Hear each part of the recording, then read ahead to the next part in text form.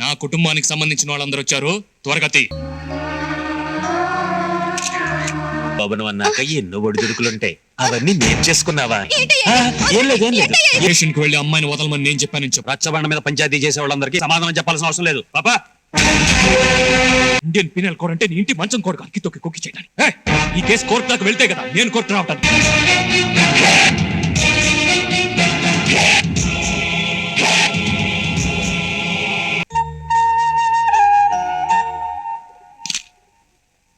అయ్యా కొంచెం ఆగండి, ఫ్లాష్ పనిచేయటం లేదు.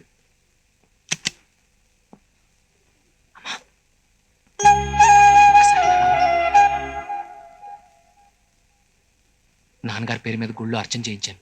ఈ ప్రసాదం ఆయనకి ఇవ్వమ్మా.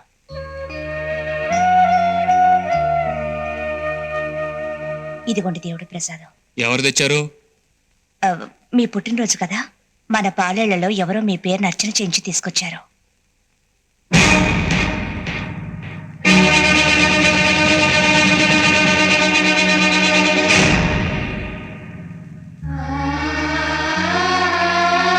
అయ్యా ఫ్లాష్ రెడీ. అయ్యా అందరూ వచ్చినట్టేగా?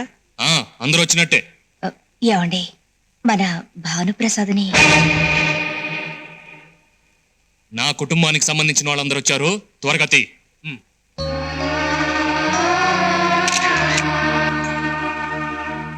ఊళ్ళో బడి గుడి గట్టించి ప్రజలకు ఎంతో మేలు చేశారు.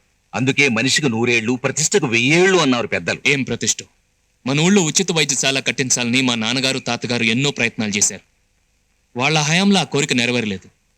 కనీసం మన కాలంలోనైనా ఆ కోరిక నెరవేరుతుందో లేదో. తప్పకుండా ఫలిస్తుంది. మీరు దలుచుకుంటే జరగని పని ఏదీ ఉండదు. అయ్యా నారాయణ వచ్చాడు. నమస్కారం బాబు. రా నారాయణ, నీ కూతురు పెళ్లి రేపే కదూ? వసుందరా, అన్ని సిద్ధం చేసి ఉంచానండి.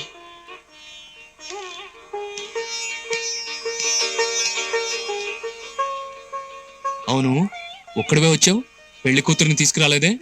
మీ చల్లటి చేతులతో ఇచ్చే మంగళ సూత్రాలకు బదులు దాని మెడలో ఉరిచాడు పడేస్తుంది. ఏం జరిగింది? రోజు వెళ్ళినట్టే నా బిడ్డ ఇవాళ కూడా సింగరాజు గారింటికి పనికెళ్ళింది అయ్యా.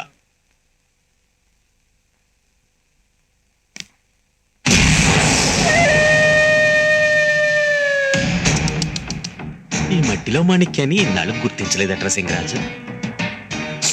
ఈ పిల్ల గుల్బర్గా సిండ్ రాయాల్సిందే.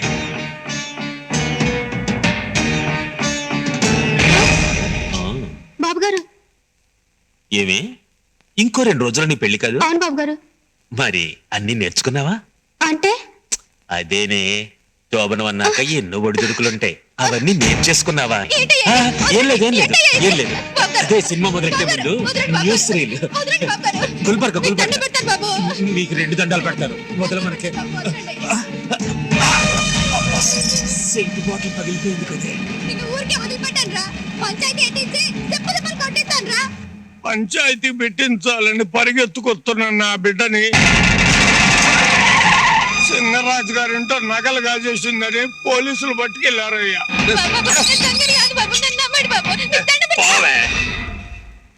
తెల్లారితే పెళ్లి కావాల్సిన పిల్ల దాని మీద దొంగతనం మోపారు. ఇప్పుడు దాని బతుకే తలారిపోయేట్టుంది. ఈ సంగతి నలుగురికి తెలిస్తే నేను పిల్ల జల్లాతో సహాయంతో విషం మింగి చావాల్సి వస్తుంది బాబు. రామదాసు, అయ్యా ఎవరా ఇన్స్పెక్టర్? ఎవరో కొత్తగా వచ్చాడట. స్టేషన్ కి వెళ్ళి అమ్మాయిని వదలమని నేను చెప్పానని చెప్పు. నాకు ఆర్డర్ వేయడానికి మీ హరిచంద్ర ప్రసాద్ ఎవరయ్యా? ఎస్పీనా డిఎస్పీనా? రచ్చబండ మీద పంచాయతీ చేసే వాళ్ళందరికీ పోలీసు యూనిఫామ్ వేసుకున్నాడు, సమాధానం చెప్పాల్సిన అవసరం లేదు. మేము చట్టం చదువుకుని ఉద్యోగానికి వచ్చాం. పాపా, మీరు చెప్పినట్టే పని పూర్తి చేశాను సార్. శభాష్. ఈ మామూలుగా సెంటర్ రాసి పెట్టాను, వచ్చి పట్టుకెళ్ళు. అలాగే సార్.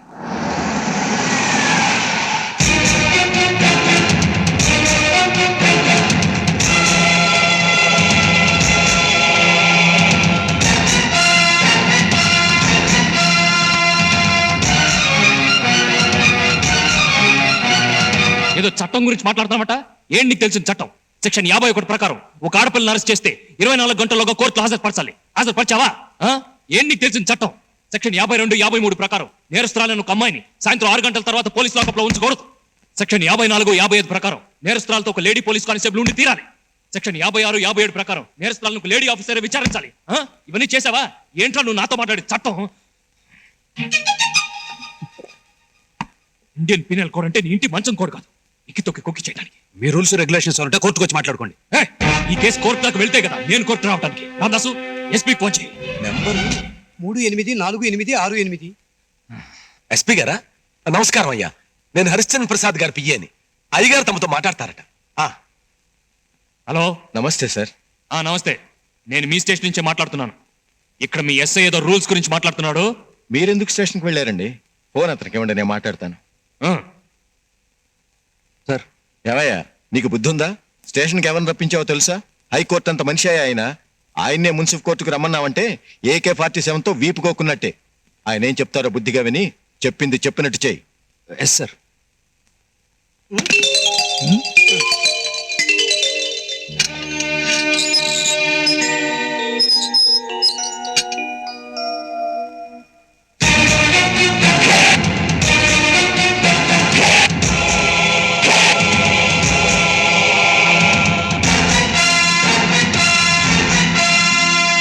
అన్న, నీ మీద పంచాయతీ పెట్టబోతున్నారు.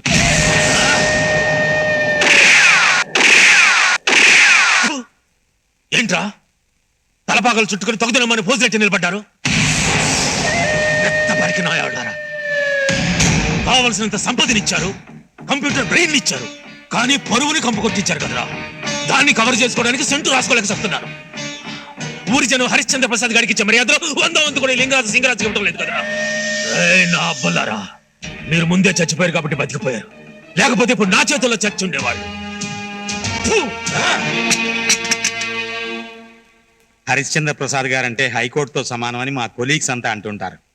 ఆ హైకోర్టు ఎలా ఉంటుందో కళ్ళారా చూసే భాగ్యం ఇన్నాళ్ళకి కలిగింది. ఆ హైకోర్టుకే జడ్జి మీరంత మాట అనకూడదు. వీడు నా పెద్ద కొడుకు రవిప్రసాద్, డాక్టర్గా చేస్తున్నాడు. ఆమె మా పెద్ద కోడలు. నమస్తే. నమస్తే. వీడు నా రెండో కొడుకు దివాకర్ ప్రసాద్, ఇంజనీర్ చదివి కాటన్ మిల్ పెట్టాడు. ఆమె రెండో కొడుకు. నమస్కారం. వీళ్ళు నా మనవరాళ్ళు. ఇది పెద్దోడు కూతురు, ఇది చిన్నాడు కూతురు. జడ్జి గారికి నమస్కారం పెట్టండి అమ్మా. God bless you, God bless you. ఇకపోతే ఇది నా ఒక్కగానొక్క కూతురు శాంతి, BA చదువుకుంది. ఈ సంవత్సరమే పెళ్లి చేద్దాం అనుకుంటున్నాను. నమస్కారం అండి. కళ్యాణ ప్రాప్తిరాస్తు. చూడండి, నేను ఇక్కడికి జడ్జిగా రాలేదు, పెళ్లి పెద్దగా వచ్చాను. మా స్నేహితుడు దక్షిణామూర్తి కూడా హైకోర్టు జడ్జే.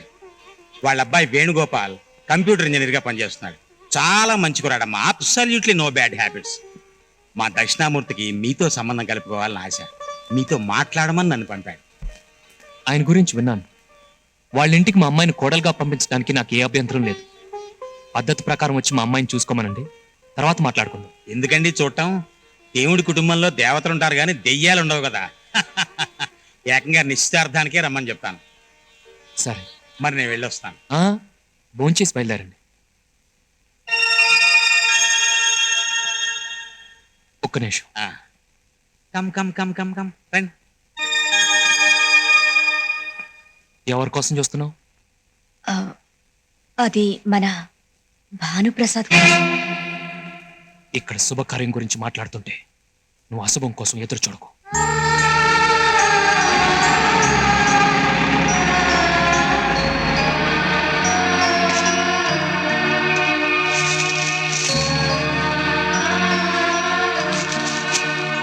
ఒరే బాను, మన ఇంటికి బంధువులు వస్తున్నారు. వాళ్ళు మన గెస్ట్ హౌస్ లో దిగుతారు. నువ్వు వెళ్ళి దాని దగ్గర ఉండి శుభ్రం చేయించు. ఎవరు వస్తున్నారు వదినా? అది తెలుసుకుని మాత్రం ఇప్పుడు నువ్వేం ఉద్ధరిస్తావు? వెళ్ళి చెప్పిన పని చెయ్యి.